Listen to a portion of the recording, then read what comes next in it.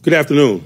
As always, I'll summarize our last performance. Like I said after the game, just really happy for the guys. Man, we had an opportunity to stack a victory, and that's something that we hadn't done.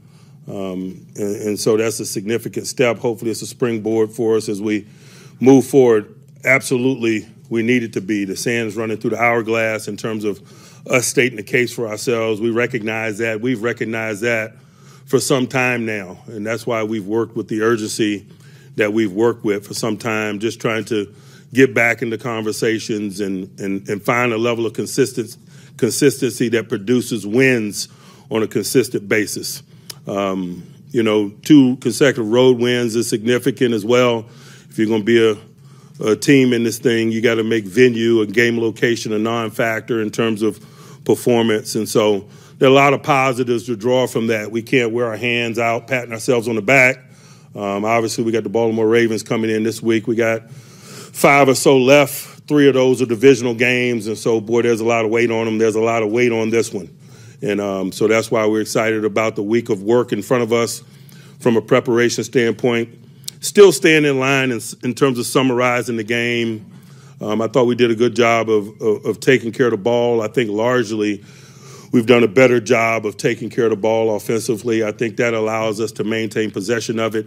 It allows us to, control the game from a time of possession standpoint. I think our line is doing a good job, increasingly so, with each passing week. But we've talked often about that, the general improvement, whether it's the offensive line, whether it's, the runners, whether it's Kenny himself individually. I think it's a reasonable thing to expect guys to continually get better with each opportunity, particularly when you're young or you don't have an extended resume as an individual or as a collective. I just think the upward swing or the trajectory of where we are is one that we expect and one that we expect to continue. Provided, obviously, we're positioning them appropriately, we're working in the right areas, and we're working hard enough, and that's something that I'm responsible for and something that we spend an awful lot of time framing and talking about as we construct quality days. When you're working with a young group, you oftentimes talk about things in that way. Forget Sunday. We got to have a quality Wednesday in an effort to get this train out of the station, and then we'll worry about Thursday when we get to it. And so that's just the mindset in which we've been working. I also was pleased with the playmaking down the stretch. I just think December football, that's a signature of December football. The NFL is comprised of one-score games, and so oftentimes your ability to make plays down the stretch will determine the outcome of games. You saw that in Monday Night Football. What's going to happen in the last few possessions of the game? I like what we did in the waning moments of the game in all 3 phases. The offense possessed the ball, although we didn't possess the ball in totality and get all the way out of the stadium. I thought we did a nice job gaining the first down or 2, minimizing their ability to move it at the end. Can't say enough about Presley and the special teams group down in that ball and putting them on the long field, and then obviously the defense closing it out. That's what you have to do in December. That's what you have to do as the road gets narrow. That's just a signature ball, and so we better develop an appetite for that. Anybody that's committed to winning here in December better develop an appetite for that. And so hopefully we use those lessons learned as we move forward and continue to get better and grow, better define our divisional labor, better understand our roles within this thing, and more consistently engineer a formula that produces victory. That's what each week's challenge provides us. Obviously, the people that we play, the venue, and all those things, kind of weather conditions and all those things factor in. But the things that are within our control, and that's how I talk when I talk to a young group, man, it's about our prep, our understanding, our divisional labor, how we're growing as units and a collective. Now to Baltimore, man, we've been in, circumstances like this with Baltimore a bunch. It's great for the fans, man. It's great to be a part of. It's humbling to be a part of. It takes 2 to tango. They're a great dance partner. Collectively, man, we've produced some quality moments for football lovers, and it's just cool to be a part of something like that. But you show your respect for being a part of something like that with how you prepare and position yourself to do the things that you need to do. We're highly familiar with them. They're highly familiar with us. Oftentimes it comes down to one-score games and weighty moments and having a certain amount of resolve. I think oftentimes the group that doesn't blink, the group that absorbs negativity or adversity better and is able to move on is oftentimes the group that's positioned to win. I know we'll proceed through our prep week with that understanding, knowing that we're going to make some plays, they're going to make some plays. The history of the series kind of tells us that. The gravity of the contest within the history of the series usually kind of tell you that. It brings out the best in competitors, and it's our job, like I'm sure it's the Ravens' job to, put the ball in the hands of competitors and playmakers in those weighty moments and when it really gets thick and try to create a little history. I know, that's how some of these games have unfolded. And so it's exciting for the new guy, the young guy, to really get a sense of what this is about. It's my job and the job of guys that's been a part of it to kind of educate them because, man, you don't want to be figuring it out in stadium. The intensity level is going to be what it's going to be. And so, boy, you got to come prepared for it. You can't warm up to it. Defensively, they got some changes, in particularly from a coordinator standpoint. Wink's no longer there. McDonald is. But, boy, when you turn the tape on, you see Ravens defense. And they got continuity there that kind of is reflective of the 15 years that Harbs has been there. And maybe that doesn't necessarily matter who the coordinator is. I just think they got a mode of operation or a business model in terms of how they play. And oftentimes I think that's aided by, looking in-house or people that have experience within their system of ball. They've gone from Ryan to Wink and now to McDonald, all of which obviously know what Ravens defense is about and how they get down and are able to produce that.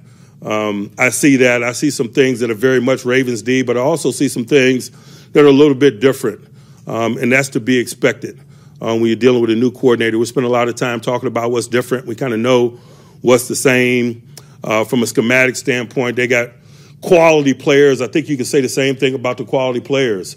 No disrespect to Humphrey, man. We know Marlon is a grown man, man. Marlon's going to be significant in terms of the outcome of this game, but we've been in the stadium with Marlon a bunch. We better be talking about, new guys like Smith at the linebacker level or Pierre-Paul and guys like that, man, that are kind of new to the equation and what differences they might bring. So that's where our time is being spent right now as we hone in on a plan. On the offensive side of the ball, man, Greg Roman schematically, man, produces some challenges. We know it. We've been exposed to it. We've been in the stadium with Hundley before. To be quite honest with you, they're one of the few teams that have major quarterback mobility that have done a consistent job of making sure that mobility isn't lost when their starter goes down. Whether it's Hundley or Huntley or McSorley even in the last, or RG3, you think about the last 4 or 5 years, man, they've always got quality backups that are capable of delivering the schematics that they choose to employ. Quarterback mobility is going to be an issue in this game regardless of who's playing. We better be sharp in that area. We better minimize that component of play. It's a signature of the Ravens attack. Obviously, Andrews is going to be significant regardless of who's playing quarterback. His ability to dominate the game down the field, it goes beyond his position. He's a number one receiver in the National Football League in the ways that Kelsey's a number one receiver. Tight end is you're boxing him in, describing him as a tight end. We better work to minimize his impact on the game. They use a stable of backs. They have used a stable of backs for a long time. It makes it tough for them it makes it tough for opponents to pinpoint, their agenda. They keep guys fresh. They run a bunch of fresh bodies at you. That's challenging. The nature in which they play, they possess the ball. They're capable of wearing defenses down. They challenge you to win possession downs. If you don't, you could die on the vine. But also, if you don't win possession downs, you could lose the field position battle. And if you lose field position battle against Baltimore, you're going to lose because they got a guy named Tucker. And all you got to do is get the ball anywhere around midfield, and he's comfortably within scoring territory. He needs no endorsement from me. His resume reflects that. And so those are some of the known issues and things that has our attention as we prepare for this opportunity. And I'll pause and open it up for questions. Did you injuries? Oh, I'm sorry. Chooks went down in game with a shoulder. That may affect him at the early portions of the week. He was able to come back in and finish the game. We'll see where those roads lead. And then guys that were carrying bumps and bruises into play who were somehow limited during the course of last week's work but then were able to play, you just don't want to assume that that's behind them. I'm prepared for them maybe to be affected somewhere at the early portions of the week, but not, as we lean in on game time. Guys like TJ, Larry Ogunjobi, guys that kind of were partial participants at various forms of various times last week may be slowed as we come together and get this train out of the station. But I don't focus my energies there. I focus my energies on those that are working, their growth and development. You give a guy like Cam Hayward a day off this time of year in December, man, he's in his 30s. It's a great day for a guy like DeMarvin Leal to grow and to play and take the type of steps that we need him to take in terms of continuing to get better and being a positive contributor to our efforts. And so we'll see where the week leads, but I don't have anything that's jumping out at me right now that might be a major issue toward the end of the week. And then we got some guys that might be eligible to come off of IR, Boswell, Will Jackson. We'll see where those roads lead. Not ready to discuss those guys or the potential inclusion of those guys or what the division of labor might look like. Let's see what the work looks like before we start going too far, and keep our energies focused on the guys that we know could be available to us as we stand here right now. Ribs primarily for TJ at this point that are the biggest hurdle for him? Yeah, I guess you could describe it as that, yes. Mike, what has Matt Wright been able to do for you here, besides beyond the consistency, of course? Man, that's all I care about. Put the ball through the uprights. I'm not a technical teacher as it pertains to field goal kicking. I'm responsible for everything, but I don't have direct experience. I don't know how to kick. I'm not very good at it. I appreciate the ball going through the upright. Mike, when you talk about the putting the game away in December like you did the other day, the punt and the interception, what can the guys learn from that? Just success in doing. I think you grow in understanding of what you're capable of individually and collectively when you have success. It's a setback and there's more hurdles when you don't. And so it's good, not only in terms of the outcome of that game, but just to build as we move forward and understanding that we are capable and how it has to look, that plays got to come from a multitude of places and a multitude of units in an effort to close the game out. Mike, both Levi and Cam Sutton both have double-digit pass defenses as a coach, former secondary coach. What does that stat mean? Man, they both have really good above-the-neck games. They do. When you're good above the neck, there's a feel, there's an anticipation, and oftentimes that feel or anticipation is required to do anything other than tackle the catch. In the National Football League, everybody's varsity, all things being equal. You got good route running, you got accurate throws, you got good coverage. Usually what you have is defenders tackling the catch. And so when it gets beyond that from a defender standpoint, there's some anticipation or intuition or knowledge there that gives them the edge to go beyond that. And so when you see guys like those two with double-digit PBUs, it probably speaks more than anything that they got a certain amount of exposure, awareness, and preparedness. Mike, can you attribute to better third down conversion rate over the last couple of weeks too? Just continually working and getting better. I'm not going to say we're in better third down circumstances because we've worked extremely hard to be in good third down circumstances all year. Maybe we've minimized some of the bad ones, 3rd and 18, 3rd and 22. You minimize penalties, you stay out of those, and you never really have a realistic opportunity to convert some of those unless there's defensive negligence. And I think we probably minimized that. But I hadn't analyzed it in an analytical way. We're just working right now and trying to minimize long yardage circumstances and trying to win manageable ones more consistently. Mike, having that experience last year playing Huntley in the last game of the season. What did you learn about him then, and have you seen any? I tell you, one thing I know and learned is that I look at it from his perspective. That's a guy that had an opportunity to get an extended amount of play last year. When you don't have a long playing resume and you go into an off season, it's somewhat mystical the areas of your game that you need to work on. I would imagine last year's experience really narrowed his focus as he went into the offseason. He was able to identify tangible areas of his game that he needed to improve, and I'm sure that they were as well. And so we're not going to seek comfort or find comfort in the fact that we've been in the stadium with him before. Last year's exposure for him, probably more than anything, just tells us we better be prepared for a guy that's significantly better. When you've played and you've had experience and you're no longer speculating, he's not speculating what it's like to be in the stadium against the Pittsburgh Steelers. He has that experience in his hip pocket. And so we better assume that he's going to be significantly better. In the same ways that we're not surprised that Kenny's getting better with each opportunity. Every week you guys ask me how and why Kenny's getting better. Exposure. And I could say the same thing about their quarterback play and the experience that he gained from a year ago. And so that's our mentality. We have been in the stadium with him, but we're not finding comfort in that. We're preparing to see a much better guy, a more experienced guy, a guy that's learned from that exposure. Mike, in 3 of the last 4 seasons, you guys have made late pushes around this time of year after slower starts. Just what is it about this team that allows them to make these pushes in December? I don't care about other seasons. I'm focused on this one. In this group, they come to work every day. They tune out the outside noise. They're not broken down by negativity and elevated music. They just come to work every day, and that needs to continue. Mike, when you look at all of the components of development of younger players, outside of Kenny, but all of your younger players, how much does winning football games play a role into that development? Their development also produces the wins, and so it's the chicken or the egg.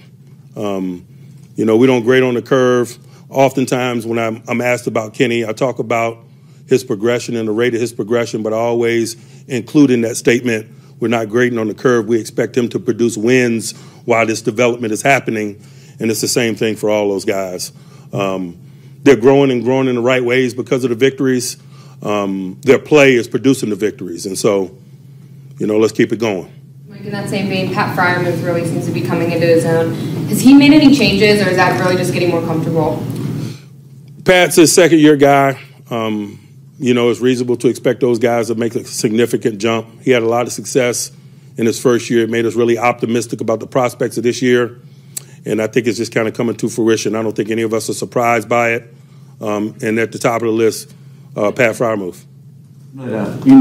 Out of the bye, you spent a lot of time talking to us about self-scouting as an opportunity to self-scout. Have you had that availability? Have you been able to do that sort of self-scouting as it relates to where you guys have been coming out of the locker room in third quarters in recent weeks? No, sometimes it's just the nature of the game.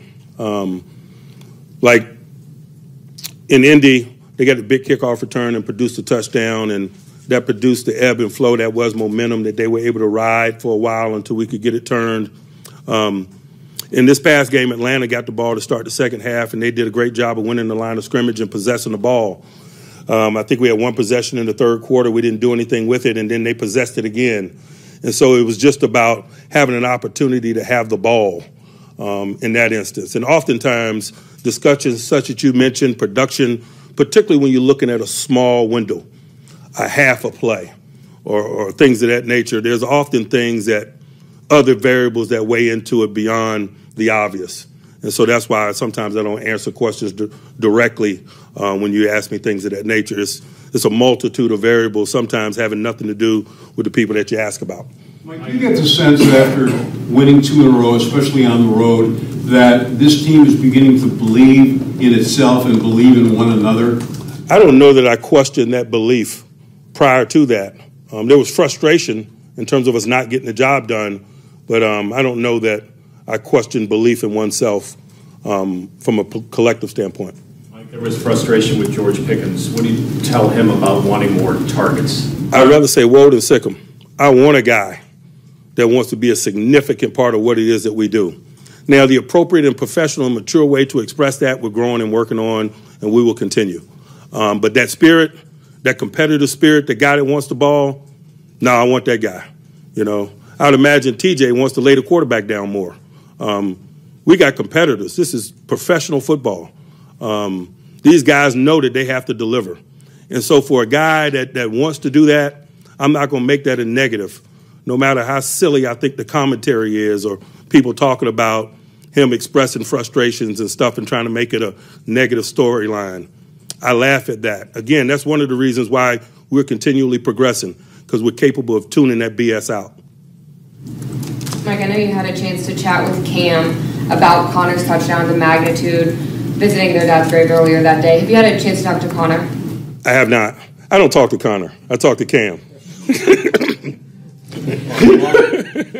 Along those lines, he's nominated for Walter Payton Man of the Year. I know you wore that shirt for him earlier this year. I know you like to say he doesn't need an endorsement, but what would you say about why he should win that award? Here's the thing for me, just the totality.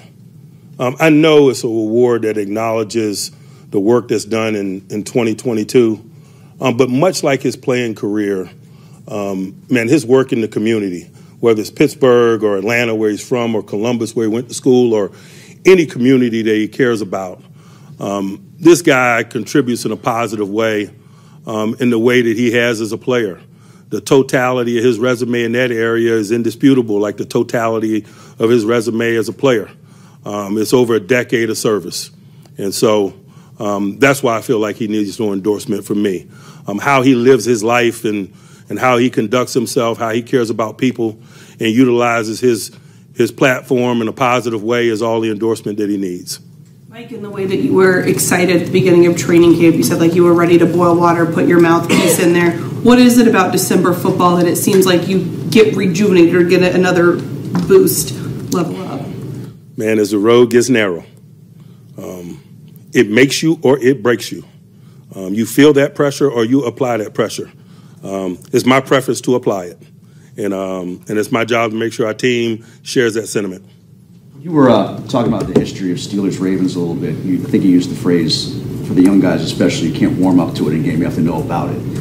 Part of that history seems to be surprisingly about backup quarterbacks who have come in and done a lot of good things. Whether on your end, Charlie, Dennis got you to an overtime once when their deck was stacked against you. They had Mallett, they've had other guys come in. Like, have you, especially for the young guys, maybe the rookies who weren't around for Huntley last year, is this a chance to remind them through that lens? No, I don't necessarily approach it in that way. I just think that we always talk about one man's misfortune as another man's opportunity. And we, quite frankly, don't view the quarterback position any differently in terms of our expectations, man. If we're playing with a backup quarterback, how we win might be different in terms of how we engineer it, but the expectation remains the same. It's a mindset, and I know it's a mindset that Harbs and that group has over there.